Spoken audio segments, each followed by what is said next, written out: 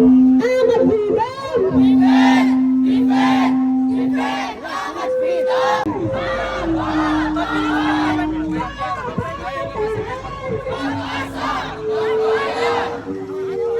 Dito papayagan ko kayo, dyan kayo magsisigaw.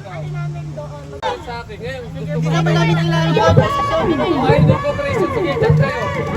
Ganito na lang.